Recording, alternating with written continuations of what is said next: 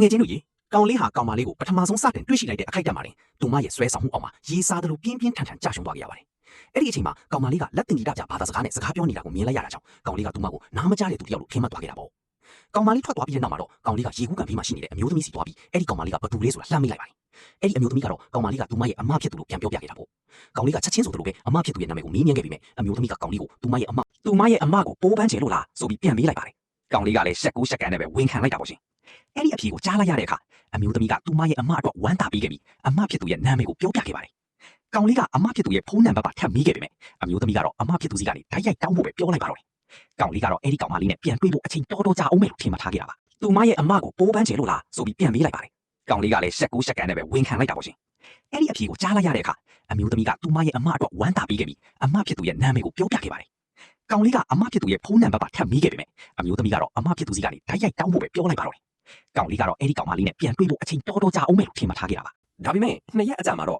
့ကောင်လေးဟာမိသားစုအတွက်ပါဆယ်ပို့ပေးဖို့ထွက်လာရင်လည်းမထင်မှတ်ပဲအဲ့ဒီကောင်မလေးရဲ့ကားပြက်နေတာကိုအံ့ဩဖွယ်တွေ့လိုက်ရပါတော့တယ်။သူကချက်ချင်းပဲအနားကိုရှောက်သွားပြီးကားကိုစစ်ဆေးပေးရမလားလို့ကိုကြီးကိုကမ်းလှမ်းလိုက်တာပေါ့။ကောင်မလေးကလည်းဝမ်းသာအားရခေါင်းရင်းပြခဲ့ပါတယ်။ကောင်လေးကကားကိုစစ်ဆေးကြည့်ပြီးပြဿနာကိုရှင်းပြခဲ့ရမှာပြင်ဆင်ဖို့တနားရီလောက်ကြာမယ်လို့ပြောပြခဲ့ပါတယ်ရှင်။ကောင်မလေးစီမှာအရေးကြီးအလုပ်ရှိလို့အလင်းလူနေမှတိလိုက်ရတဲ့အခါကောင်လေးကသူ့ရဲ့စပိတ်ကိုကောင်မလေးကိုစီးသွားခိုင်းပြီးသူ့ကိုယ်တိုင်ကားအနားမှာကြံခဲ့ကကားကိုပြင်ပေးဖို့စေတနာအတိနဲ့ကမ်းလှမ်းလိုက်ပါတယ်။ဒါကြောင့်ကောင်မလေးဟာသူမရဲ့ဆက်သွယ်ရအချက်အလက်တွေကိုကောင်လေးရဲ့ဖုန်းထဲမှာရေးပြီးခဲ့ပြီးငါစီဆက်သွယ်ဖို့မမိနဲ့တော့လို့မာကြားကစပိတ်လေးနဲ့ထွက်ခွာသွားခဲ့ပါတော့တယ်။အဲ့ဒီညကောင်လေးဟာကောင်မလေးစီစာရီအများကြီးပို့ခဲ့ပေမဲ့ကောင်မလေးစီကဘာစာမှပြန်မလာခဲ့ပါဘူး။နောက်တနေ့မနေ့ရောက်မှပဲကောင်မလေးကကားပြင်ခိုင်းထားတာကိုတတိယသွားခဲ့တာပါ။ဖုန်းထဲမှာကောင်လေးစီကပို့ထားတဲ့စာအများကြီးကိုမြင်လိုက်ရတဲ့အခါမနေ့ကအရန်ပင်ပန်းလို့စောစောအိပ်ပျော်သွားတာပါဆိုပြီးကောင်လေးကိုချက်ချင်းတောင်းပန်လိုက်ပါတယ်။ကောင်လေးလည်းသူမရဲ့စာကိုမြင်လိုက်ရတာနဲ့တင်အရန်ကိုဝမ်းသာပျော်ရွှင်သွားခဲ့ရတာပေါ့။ကောင်မလေးကစပီးချင်းပြန်လဲဖို့အတွက်မူးလွဲပိုင်းမှာတွေ့ကြရအောင်လို့ပြောလိုက်ပါတယ်။ဒါကြောင့်ကောင်လေးဟာကောင်မလေးရဲ့ကားကိုစွန့်ထင်းမှုမရှိအောင်ပြောင်းလက်နေအောင်အထူးတလေစီးကြောပေးခဲ့တာပေါ့ရှင်။ကောင်မလေးဟာကားကိုမြင်လိုက်ရတဲ့အခါအတိအတိုင်းပြောင်းလက်နေတာကြောင့်အံ့ဩတုန်လှုပ်သွားခဲ့ပါတယ်။ကောင်မလေးကချက်ချင်းကြီးစုတင်စကားပြောပြီးကားပြင်ကပြီးခဲ့ပေမဲ့ကောင်လေးကငင်းဆန်ခဲ့ပါတယ်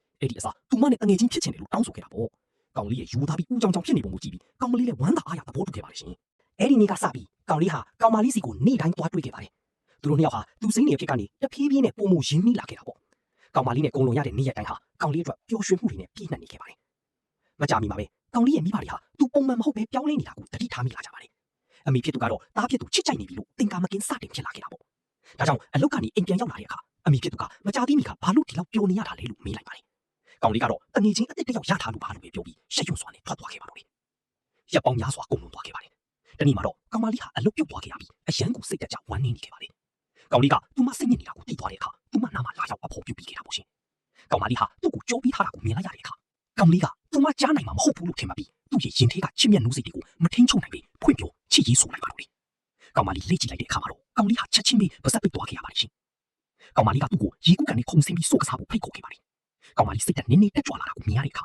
ကောင်လေးကသူ့မိသားစုရဲ့စားတော့ဆိုင်မှာလာရောက်အလုပ်လုပ်ချင်တယ်လားလို့မေးလိုက်ပါတော့တယ်။ကောင်မလေးကလက်အင်ဂီတာပြဘာသာစကားနဲ့ငါကနားမှမကြားတာမိမိပါတွေကစိတ်ဆိုးမှမဟုတ်ဘူးလားလို့မေးလိုက်ပါတယ်။ကောင်လေးကလေသူတို့နင့်ရဲ့အံ့ဩဖွယ်ကောင်းမှုကိုမြင်တွေ့သွားကြမှာပါလို့ပြန်ဖြေခဲ့ပါတယ်။ဒါကြောင့်နောက်တနေ့မှာတော့ကောင်လေးကကောင်မလေးကိုအင်တာဗျူးဖို့အင်းကိုခေါ်ဆောင်လာခဲ့ပါတယ်။မိဘတွေကသူမကိုနှွေးထွေးစွာကြိုဆိုခဲ့ပြီးထိုင်ဖို့ဖိတ်ခေါ်ခဲ့တာပေါ့။ကောင်မလေးမရောက်ခင်ကတည်းကကောင်လေးကသူမဟာနားမကြားသူဖြစ်ကြောင်းမိဘတွေကိုပြောပြထားပြီးသားပါ။ဒါကြောင့်မိဘတွေကသူမနဲ့ဆက်သွယ်ဖို့စားအုပ်တအုပ်ပြင်ဆင်ထားခဲ့တယ်လို့နောက်ဆုံးမိနစ်မှာလက်တင်ဂီတပြဘာသာစကားရိုးရိုးရှင်းရှင်းလေးတွေကလိလာထားခဲ့ကြတာပါ။ကောင်မလေးကဒီမိသားစုရဲ့နှွေးထွေးတဲ့အငွေ့အသက်ကိုအရှမ်းကိုသဘောကျသွားခဲ့ပါလေ။အဲ့ဒီနောက်မိဘတွေကကောင်မလေးကိုဒီမှာအလုပ်လုပ်ချင်သလားလို့မေးလိုက်တဲ့အခါမမျှော်လင့်ပြီးကောင်မလေးက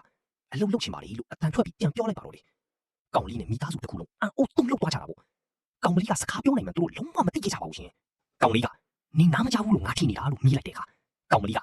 ငါကအမီးနဲ့နားကြရပါလေ။နင့်ကိုပဲနားမကြားဘူးလို့ထင်နေတာပါလို့ပြန်ပြောလိုက်တာပေါ့။ကောင်လေးဝမ်းသာသွားပြီနဲ့မနီးကသူ့ရင်းခွင့်ခဲ့တာတွေကိုရုပ်တရက်တတိယသွားခဲ့ပါလေ။ကောင်မလေးကစကလုံးတိုင်းကိုအကုန်ကြားသွားခဲ့တာပါပဲ။ကောင်လေးကဒါဆိုနင်ရောငါ့ကိုသဘောချရလားလို့မမီးပဲမနီးနိုင်ဖြစ်သွားတဲ့အခါကောင်မလေးကသူမရဲ့လက်သီးကိုနှာခေါင်းသားမှာမြှောက်ပြလိုက်ပါလေ။ဒါကတော့လက်တင်ဂီတပြဘာသာစကားမှာငါမင်းကိုသဘောချ